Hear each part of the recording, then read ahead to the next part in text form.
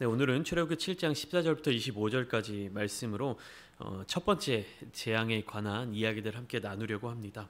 우리가 지난 시간까지 함께 나눴던 내용 간단하게 살펴보면 모세와 아론이 다시 한번 담대하게 바로 앞으로 나아가서 하나님의 말씀을 전했습니다. 그리고 그들 앞에 바로와 바로의 요술사들 앞에서 하나님의 이적을 보여주었지만 여전히 바로의 마음은 어땠다고 성경에서 나왔죠? 완악했다.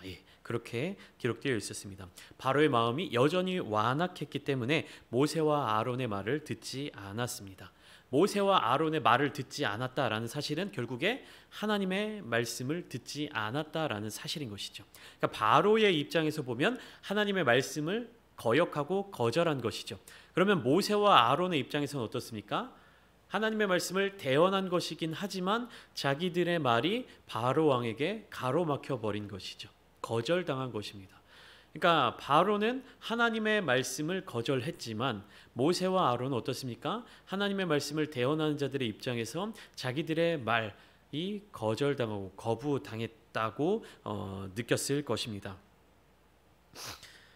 그렇기 때문에 모세 또한 하나님께 나아가서 어찌하여 나를 보내셨습니까? 내가 가지 않겠다 하지 않았습니까? 라고 그렇게 따지듯 혹은 하나님을 불신하는 듯한 모습처럼 보이는 그러한 발언들을 하게 되었죠. 그렇지만 어떻습니까? 실패라고 생각되었던 이러한 거절과 완악함도 모두 하나님의 계획과 뜻 안에 머물러 있음을 알게 되었습니다. 그 사실을 알게 된 후에 모세와 아론은 어떻게 되는 겁니까? 이런 실패와 좌절 혹은 거절과 거부가 그들의 삶의 자리 가운데 앞에 예비되어 있다 하더라도 그들은 더 이상 실패하지 않았습니다. 그리고 더 이상 하나님의 말씀에 불순종하지 않고 온전히 하나님을 향한 믿음을 가지고 나아가기 시작했습니다.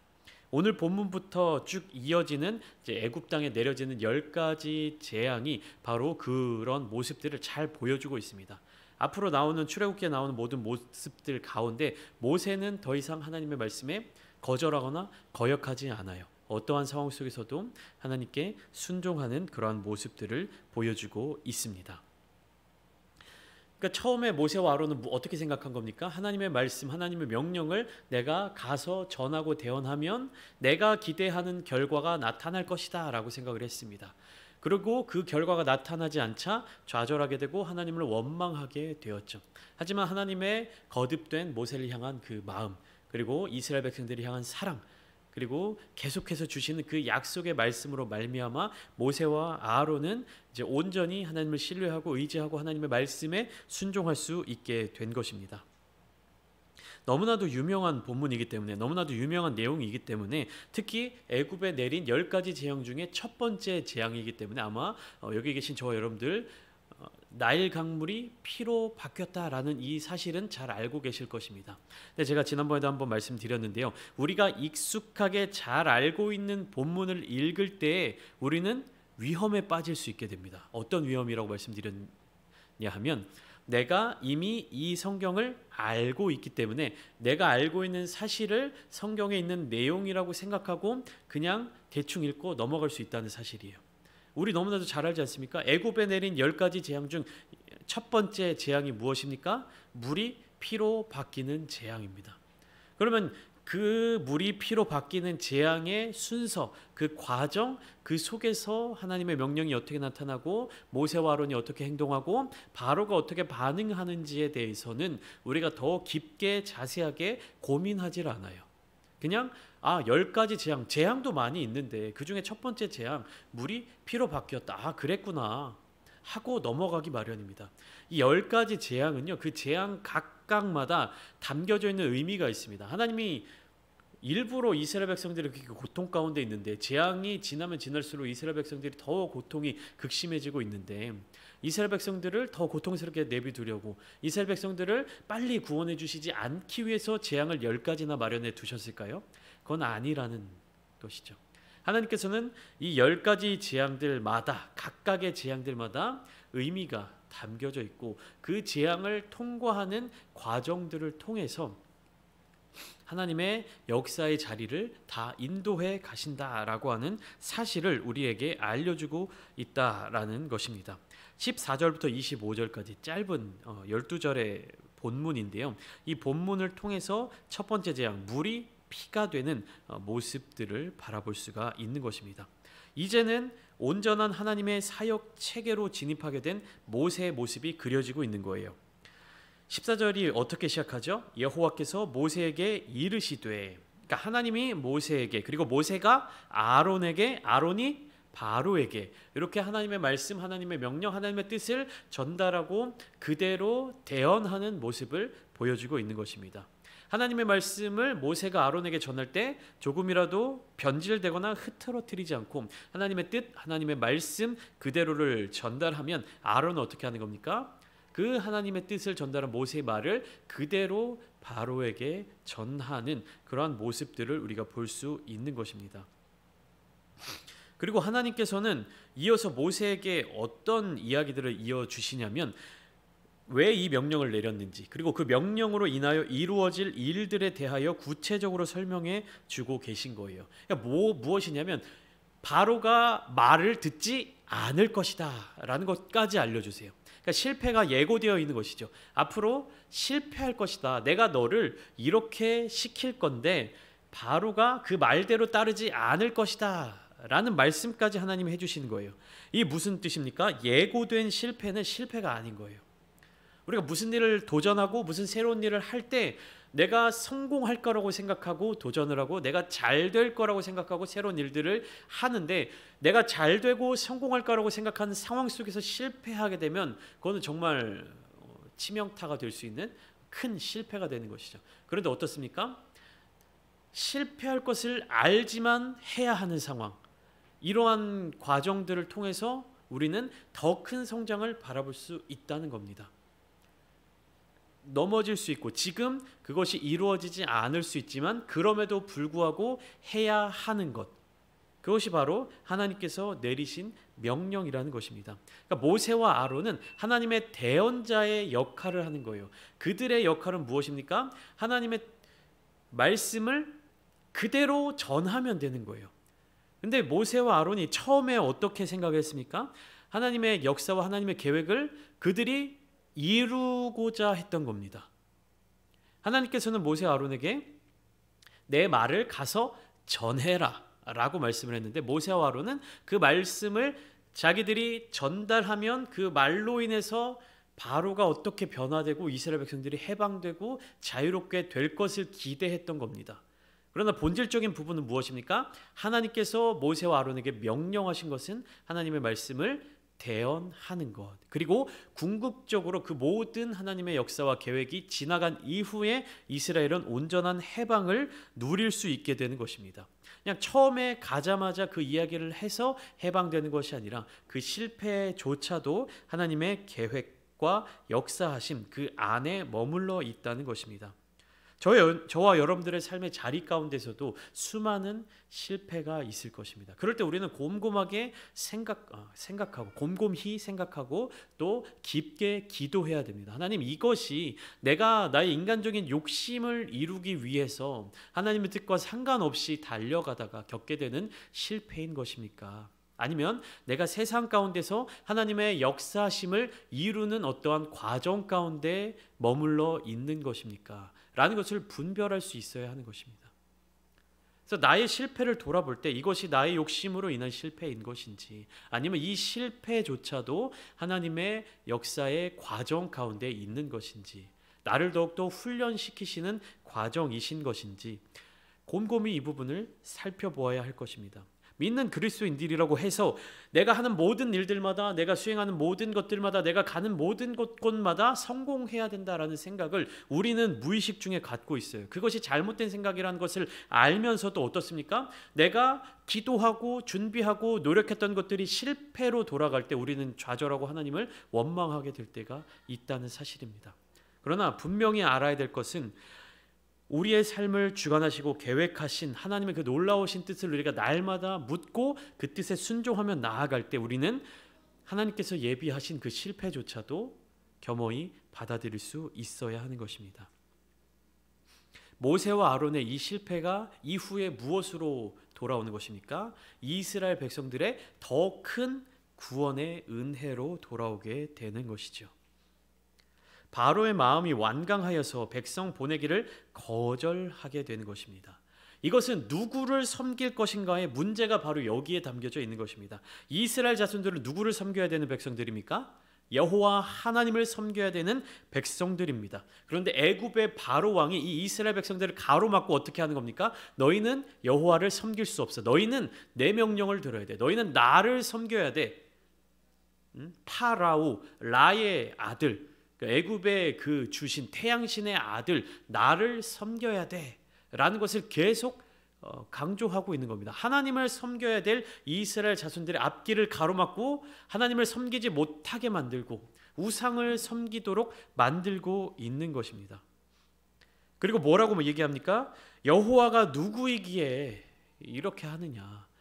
나는 여호와를 알지 못하니 이스라엘을 내보낼 수 없다 라고 출애굽기 5장에 바로는 그렇게 이야기를 하고 있는 것입니다. 이 하나님의 역사하심을 우리가 잘 지켜볼 수 있어야 하는 겁니다. 하나님의 역사, 하나님의 계획이 계속해서 진행되어져 가고 있는데 나는 과연 어디에 속한 사람으로 살아가고 있는가? 하나님의 계획과 하나님의 역사를 방해하는 바로와 같은 삶을 살고 있는가? 아니면 하나님의 계획에 순종하며 그 역사의 자리 가운데로 나아가는 모세와 같은 삶을 살고 있는가? 이것을 잘 분별해야 됩니다. 우리는 모세와 같은 삶을 살아야 되는 거예요.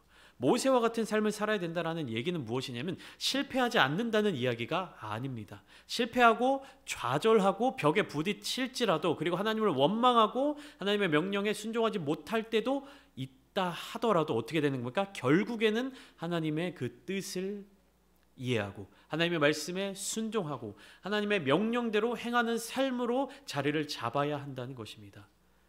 모세가 겪어왔던 그 과정들을 우리도 함께 겪으면서 어디로 연결되어야 되는 겁니까? 하나님께 순종하는 자리. 그러니까 모세와 같은 그러한 과정들을 겪으면서 바로 왕과 같은 그러한 자리로 가는 것이 아니라 하나님의 역사의 자리, 하나님의 계획의 자리를 거절하고 그것을 외면하는 곳으로 가는 것이 아니라 그 치열한 과정을 통해서 결국에 하나님께 순종하는 백성으로의 삶을 살아가야 한다는 것입니다. 우리는 인간이기 때문에 완전하지 않습니다. 온전할 수 없습니다. 하나님의 도우심 없이, 주님의 도우심 없이는 우리는 온전한 삶을 살아갈 수가 없습니다. 그렇기 때문에 우리가 싸워야 될 것은 무엇이냐면 우리가 어떻게 하나님의 명령 가운데로 순종할 수 있는지, 어떻게 하나님의 인도하심을 받을 수 있는 것인지, 어떻게 하면 하나님의 역사의 자리 가운데 함께 동참할 수 있는지를 가지고 기도해야 되는 겁니다. 내가 무엇인가를 이루기 위해서, 내가 무엇인가를 성공하기 위해서, 내가 무엇인가를 해내기 위해서 그러한 기도 혹은 거기에 집중하는 것이 아니라 내가 하나님의 역사의 자리 가운데 동참할 수 있도록, 내가 하나님의 그 역사의 자리 가운데 쓰임 받을 수 있도록 기도해야 하는 것입니다. 오늘 본문도 보시면 모세와 아론이 바로 왕에게 나아가서 하나님의 말씀을 대언하죠. 근데 내가 하나님의 역사의 자리 가운데 동참하고 내가 하나님께 쓰임 받는다라는 생각이 없으면 어떻게 되는 겁니까? 나의 말을 듣고 바로 왕과 바로 왕의 신하들이 이렇게 바뀌는구나. 이렇게 대응하는구나. 하나님의 말씀을 듣고 반응하는 바로 왕이라 생각하는 것이 아니라 내 말을 듣고 나의 어떠한 능력, 나의 어떠한 노력으로 이러한 과정들이 이루어가는구나 라고 생각할 수 있다는 것입니다. 모세는 하나님의 명령을 온전하게 들었고 하나님의 그 깊으신 계획을 깨달았습니다. 그리하여서 그 마음을 기초로 하여 하나님의 명령에 온전히 순종을 했던 것이죠. 15절 16절을 보실까요? 여호와의 명령과 바로의 반응이 나타나고 있는데 하나님께서 모세에게 내리신 명령은 무엇입니까? 아침에 너는 바로에게로 가라. 아침에 너는 바로에게로 가라. 바로에게로 가라라는 말씀을 하셨습니다. 어디로 가라는 말씀이 뒤이어 나오는데요. 그가 물 있는 곳으로 나오리니 너는 나일 강가에 서서 그를 맞으며 그 뱀 되었던 지팡이를 손에 잡고. 물이면은 어디입니까? 나일 강이죠. 그래서 15절 중반에 보면 나일 강가에 서서 그를 맞이하라. 그러니까 모세는 그의 손에 뱀 되었었던 지팡이를 잡고 있었을 것입니다. 이 뱀 되었던 지팡이는 무엇입니까? 하나님의 능력이자 하나님의 약속의 표징입니다. 그러니까 모세가 이 지팡이를 손에 잡고 있는 한 모세는 계속해서 무엇을 떠올릴 수 있는 겁니까? 하나님의 약속 그리고 하나님의 능력을 잊어버리지 않을 수 있는 것입니다. 계속해서 그 지팡이를 손에 들고 있는 한 모세는 하나님의 능력을 기억할 수밖에 없는 것이죠. 나일강은 어떤 곳입니까? 갈대 상자에 담겨있던 아기 모세가 발견되었던 곳입니다. 그곳에서 모세는 바로의 딸에게 건져졌는데, 그러니까 모세라고 하는 이름 자체가 건짐을 받은 자라는 뜻이거든요. 그러니까 오랜 시간이 흐른 뒤에 물에서 건져진 이 갈대 상자에서 건져진 이 모세는 이제는 어떻게 되는 겁니까? 바로의 가문의 미래를 결정짓는 일을 그곳에서 행하게 되는 것입니다. 나일강가에서 바로의 딸에 의해서 모세의 운명이 어떻게 새로운 방향으로 펼쳐졌잖아요. 근데 이제 80여 년의 시간이 지난 후에 그 나일 강가에서 모세가 바로의 가문을 향한 새로운 운명을 펼치고 결정짓고 그렇게 진행하게 되는 것입니다. 그러니까 바로가 나일 강가에 나아간 것은 우연한 일이 아니었어요. 그리고 규칙적인 어떠한 행위도 아니었고 꾸준하게 그렇게 자주 나일강에 나간다라는 이런 것도 아니고 무엇입니까? 하나님의 역사, 하나님의 인도하심, 하나님의 기적과 이 첫 번째 재앙이 시작되는 그 장을 하나님께서 마련해 주신 것이죠. 이것이 여호와께서 모세에게 주신 교훈의 요점입니다. 하나님께서 예비하신 곳, 하나님께서 준비하신 그 장소에서 하나님이 준비하신 그 일을 행한 것이 모세의 임무였던 것입니다. 16절에 보면 히브리 사람의 하나님 여호와께서 나를 왕에게 보내어 이르시되 라는 말이 기록되어 있습니다. 여호와의 역사와 계획하심의 근본적인 이유가 이와 같이 표현되고 있는 거예요. 하나님께서는 그 자신을 뭐라고 소개하고 있냐면 히브리 사람의 하나님 여호와라고 소개하고 계신 거예요. 또한 이스라엘 백성들에 대해서 내 백성이라고 말씀하고 계십니다. 16절 말씀이 누가 하시는 말씀입니까? 하나님께서 모세에게 이렇게 얘기해라 라고 말씀하시는 내용이지 않습니까?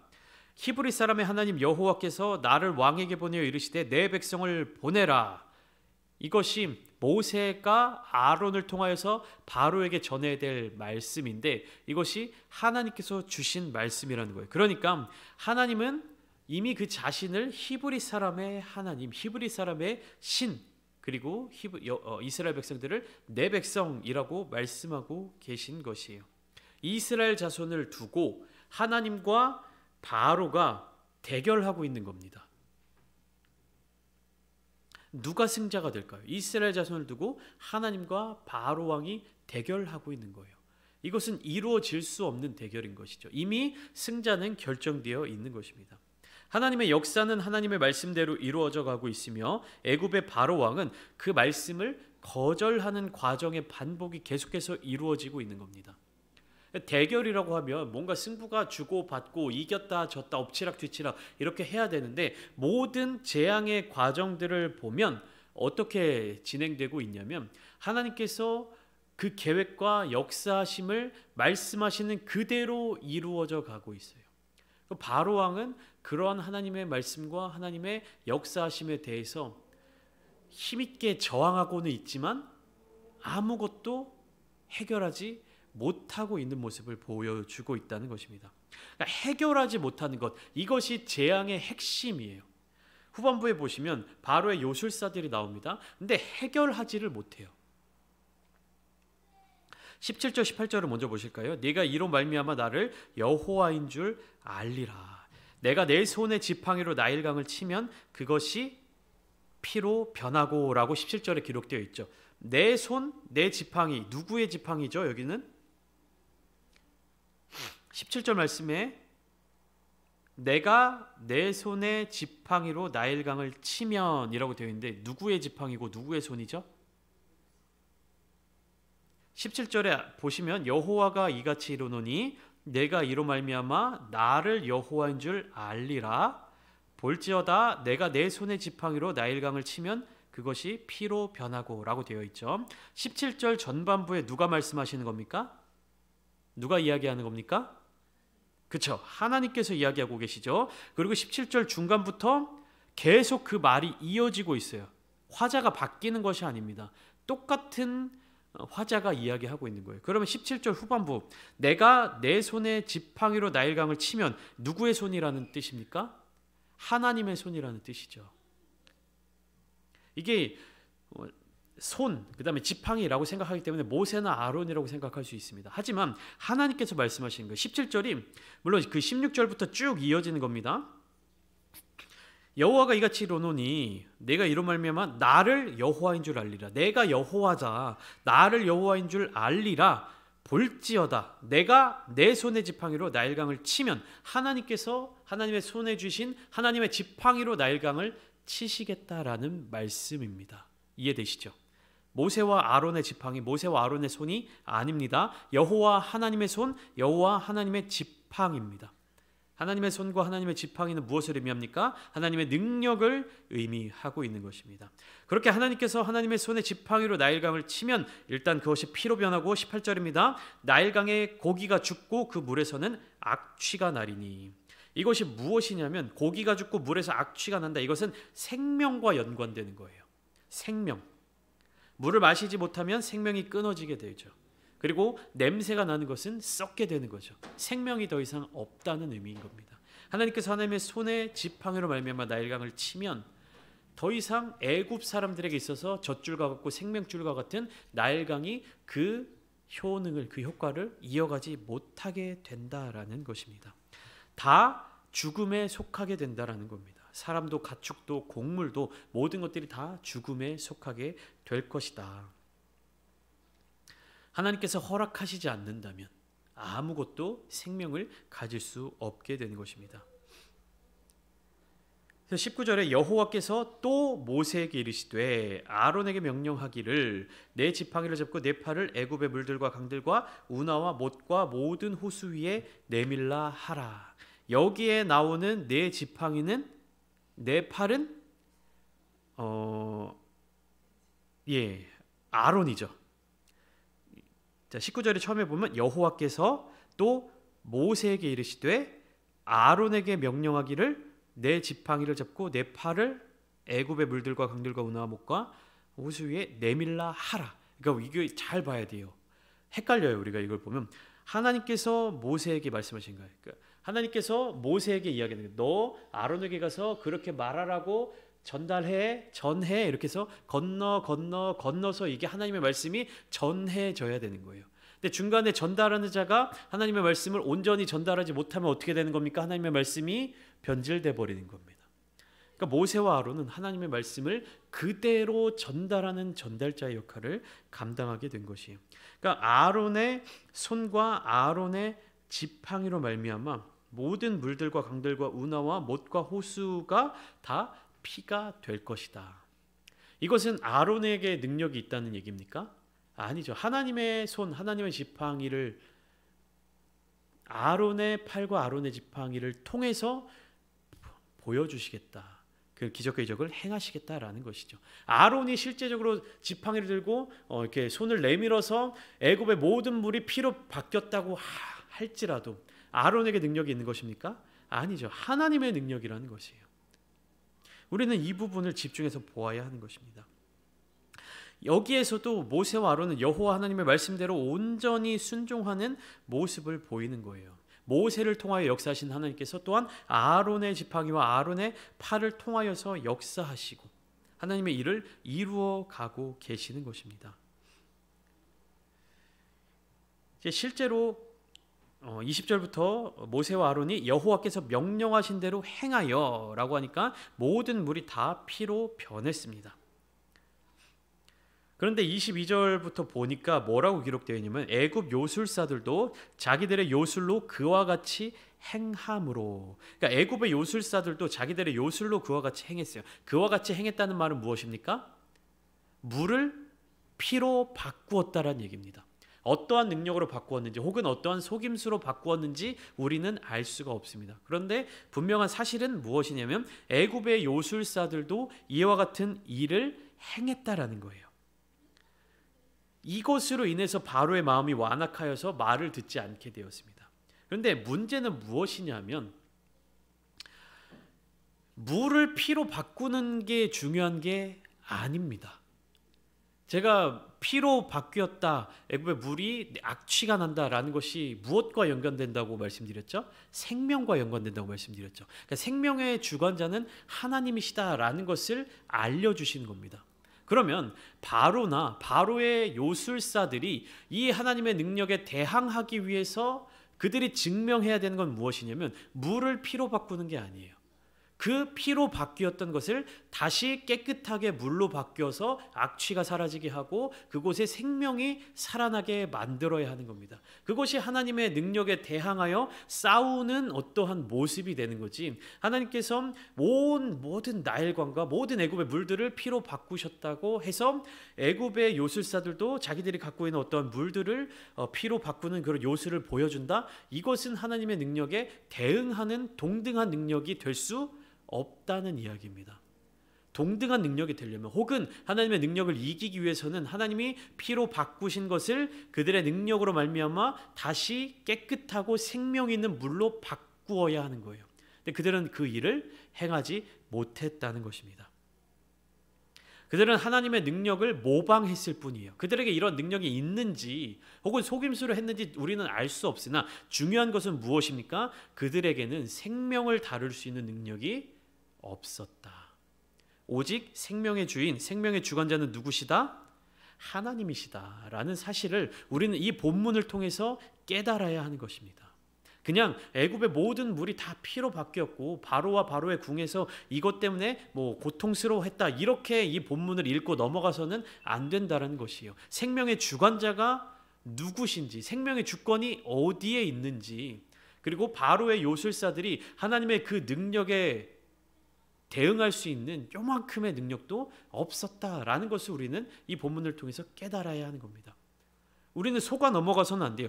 바로의 요술사들도 물이 피가 되게 만들었다고? 뭔가 있는 거 아니야? 이들에게도 뭔가 능력이 있는 거 아니야? 라는 그런 생각과 어떤 그러한 것에 관심을 두게 우리의 마음을 두는 것이 아니라 결국엔 무엇입니까? 생명의 주관자, 생명이 있는 것에서 생명이 없는 것으로, 살아있는 것에서 죽은 것으로, 맑은 것에서 냄새나는 것으로 바꾸신 그 하나님께서 허락하시기 전까지는 되돌릴 수 없다라는 것을 우리는 이 본문을 통해서 깨달아야 한다는 것입니다. 결국에 이 나일강이 다시 맑아지게 되는 계기는 무엇입니까? 바로가 항복하고 하나님께서 다시 그것을 회복시켜 주실 때 물이 맑아지게 되는 것이죠.